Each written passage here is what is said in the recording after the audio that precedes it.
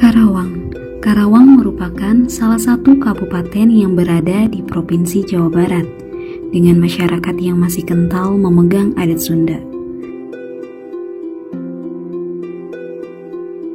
Kabupaten Karawang dikenal juga sebagai julukan Kota Lumbung Padi.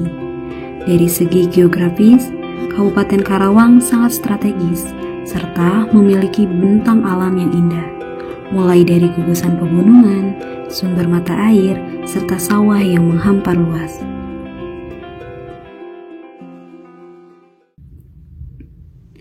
Selamat datang di Desa Taman Sari, salah satu desa yang juga terkenal sebagai desa pengolah batu kapur di Karawang. Suasana jalan di desa ini memang kadang berdebu, penuh dengan kabut asap hitam pekat yang berasal dari pembakaran batu kapur. Selain itu, banyak juga truk-truk besar yang berlalu lalang untuk membawa batu kapur. Kami pun pergi ke daerah Taman Sari dan menemui kepala desa Taman Sari. Kami sempat menanyakan beberapa hal terkait profesi yang paling banyak dilakukan oleh masyarakat Loji. Kalau kita ambil dari persentase antara para pengusaha batu kapur dan orang-orang yang memanfaatkan dari segi ekonomi di Desa Taman Sari, 90% semuanya memanfaatkan batu kapur sebagai penunjang ekonomi.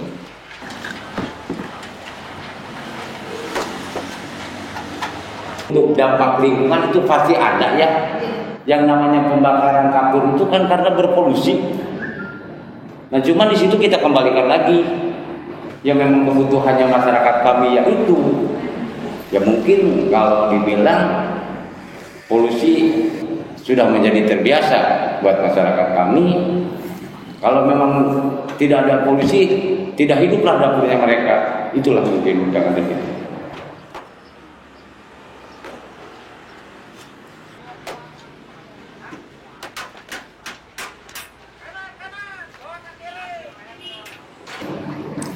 Pro kontranya pasti ada. Karena kenapa saya bilang ini bisa saling berkaitan? 90% pertama dari penambang.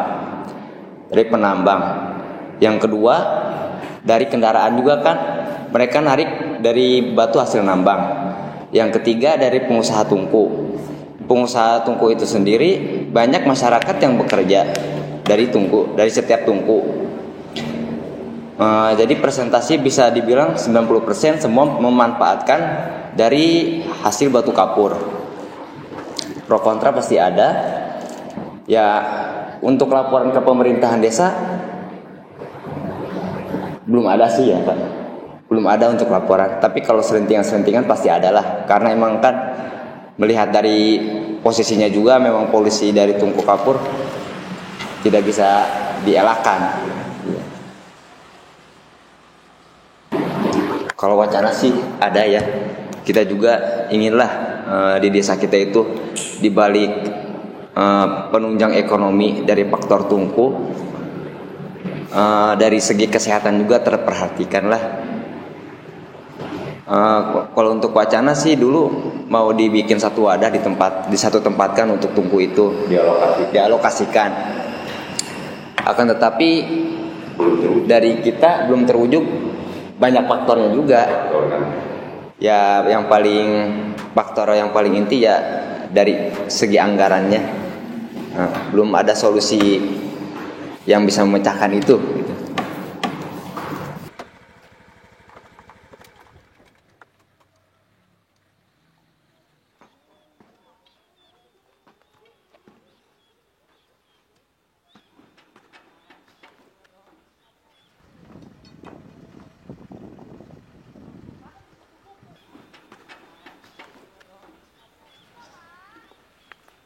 Serpihan batu kapur yang telah diambil dari tempat pertambangan kemudian dibawa ke tempat pengolahan.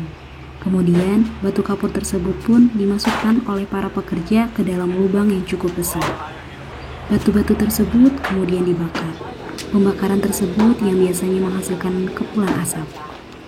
Bahan bakar pembakaran batu kapur ini menggunakan sampah-sampah yang dikirim dari Tangerang maupun Jakarta. Proses pembakaran ini berlangsung selama 3 hari berturut-turut tanpa henti. Batu kapur yang telah masak atau menjadi gamping akan langsung diambil dari tungku dan kemudian dimasukkan ke dalam karung.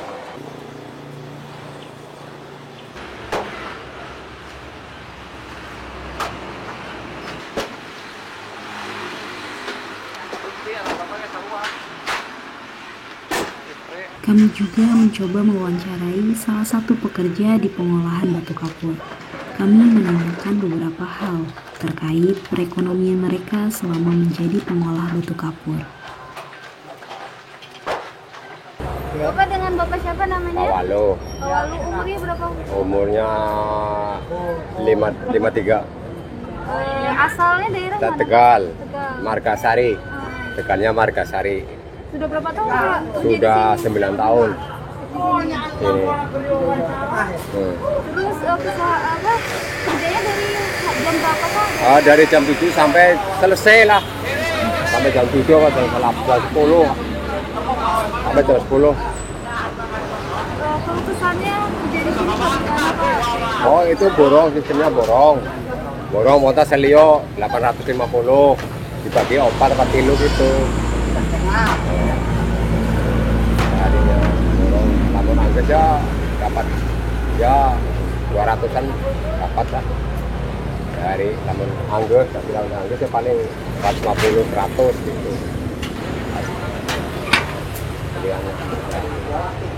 Biayanya bisa mencukupi untuk kebutuhan sehari-hari? Ya alhamdulillah cukup. Kalau lamun seharinya dapat cepet ya cukup. Mak dakar 50, nyimpen 50. Cukup. Seharusnya 50 sehari. Adalah 60 ya, kuota minimal 50 lah. Minim. Bapak di sini bersama keluarga atau Bapak di sini? Lah sendirian. Keluarga saya di Jakarta. Bapak di sini tinggalnya di mana? Oh, kau itu di bikin bedeng itu di bawah. Oh, Ada tempat tidurnya ada. Ada dibikinin yang Boalio, yang bos bikinin bos. Tuan tinggal sare gitu. Kami melakukan sesi wawancara langsung kepada salah satu pemilik usaha pengolahan batu kapur yang telah lama berkecimpung dalam pengolahan batu kapur. Sebenarnya perusahaan kapur ini dari awalnya dulu itu bukan masyarakat kita yang mungkin dari zaman dulu, zaman itu Belanda, karena orang Indonesia itu atau orang sini nggak ada kegiatan, dibikinnya itu namanya pengusaha kapur atau tungku kapur gitu waktu dulu. Dia diperkirakan, saya juga dari bapak saya asal usulnya dari pertama. Karena kapur itu dibikin dari orang Belanda, namanya juga pakapuran. Karena dulu kasihan sama masyarakat yang usaha, dibikinin itu usaha kapur, tungku kapur lah gitu. Jadi namain ini namanya pakapuran. Terus kesininya udah itu pulang ke situ, ya orang penjajah itu langsung diteruskan oleh masyarakat di sini. Karena keberhasilan kapur itu alhamdulillah. Semuanya dari orang Garut, dari Bandung, dari Banten pada datang ke sini. Jadi kerjaan yang enteng-entengnya, jadi nggak pakai persyaratan lengkap. Karena pengusaha perusahaan manual, bukan perusahaan PT atau SMP besar-besaran. Prosesnya hampir 1 bulan baru bisa membakar. Karena apa? Pertama cara menerapkan ininya juga nggak sembarangan, dipilih dulu batunya zaman dulu. Sampai 1 bulan. Proses pembakarannya juga pakai bambu, pakai kayu kampung gitu, dibakar. Kumpulinnya nggak cukup 10 truk dulu mah. Sekarang udah modernnya kan banyak pabrik-pabrik limbah yang buang limbah dimusnahkan. Ya alhamdulillah pengusaha kapur itu yang biasanya sebulan sekali, sekarang ini bisa 1 lubang ini 1 minggu sekali bisa proses. Manfaatnya kalau manfaatnya kapur dari dulu, dari tahun 45 ke bawah, yang nggak tahu saya Pak, dulu belum lahir ya. Manfaatnya kapur ada dari dulu mah, pakai nenek-nenek kuat itu gigi. dipakai bangunan rumah, dipakai apa aja, itu sebenarnya kapur manfaatnya banyak. Bukan hanya 1%, 2%, hampir ratusan persen, hampir ke segala apapun bisa berguna kapur. Karena sayang kalau kapur, ya katakan kalau dibikin hilang. Karena apa? Kapur itu kesehatan bisa terjamin. Contohlah mahasiswa-mahasiswi dari Unsika pasti di metodologi ini itu ada zat kapur. Makanya kena orang saya alhamdulillah semasa umur ya kita main kapur umur 25 tahun, 30 tahun, sekarang udah hampir 70 tahunan, alhamdulillah sehat di bidang kapur aja gitu. Makanya kapur itu sebenarnya kalau kesehatan tidak ada pengaruhnya, malah di manusia itu harus ada zat kapur. Tanpa ada zat kapur tidak bisa ya tenaga lah gitu ya. Ya. Keduanya kapur itu banyak lagi manfaatnya. Selain sekarang ini apalagi ke pabrik-pabrik masuk seperti air kotor sekali ini.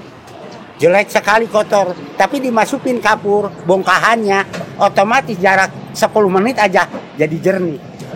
Kapur.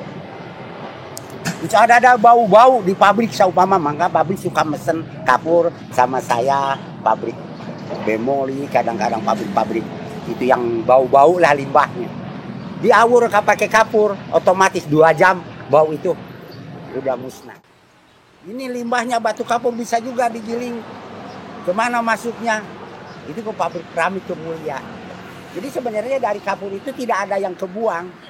Itunya aja udah jadi dipesan juga sama pabrik.